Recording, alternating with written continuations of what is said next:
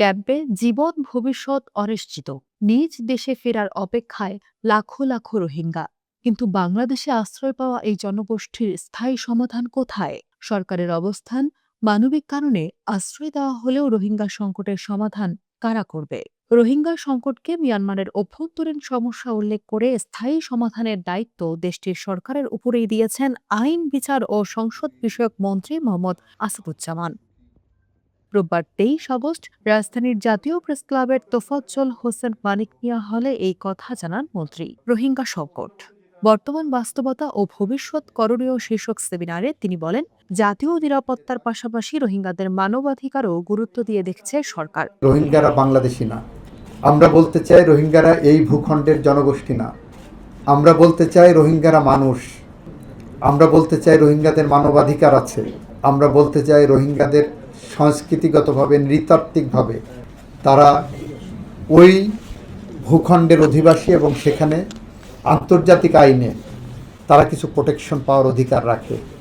সুতরাং সেই দৃষ্টিভঙ্গি থেকে, সেই জায়গা থেকে আমরা বিষয়গুলোকে অ্যাড্রেস করার পক্ষে, রোহিঙ্গা ইস্যুটাকে সমাধানের পথে, পার্মানেন্ট সমাধানের পথে নিতে পারি। সরকারের ভাষ্য, সীমান্ত ও দেশের ভূখণ্ডের নিরাপত্তা নিশ্চিত করার পাশাপাশি মানবিক দিকটিও বিবেচনায় রাখা হচ্ছে। তবে দীর্ঘদিন ধরে ক্যাম্পে থাকা রোহিঙ্গাদের কাছে এখন সবচেয়ে বড় প্রশ্ন, তাদের সন্তানদের ভবিষ্যৎ কি? রোহিঙ্গা প্রতিনিধিরা বলছেন, ক্যাম্পে শিশুদের জন্য আরও মানসম্মত শিক্ষার সুযোগ দরকার। তাদের প্রত্যাশা, শিক্ষা পেলে নতুন প্রজন্ম নিজেদের ভবিষ্যতের জন্য প্রস্তুত হতে পারবে এবং একদিন নিজ দেশে ফিরে গিয়ে নতুন জীবন গড়তে সক্ষম হবে। আমাদের ক্যাম্পের ভিতরে তাকিয়া কোয়ালিটি এডুকেশনটা আমাদেরকে দেওয়া হোক।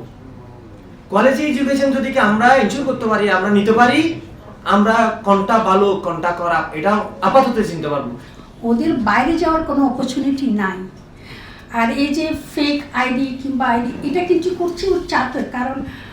এই যে একটা রোড ম্যাপ ছিল না, এটা প্রথমেই ছিল না, 2017 পরেই ছিল না, তাই এদিকটা বাধ্য হয়ে ওরা নিচ্ছে, কিন্তু ওখানে থাকার জন্য না।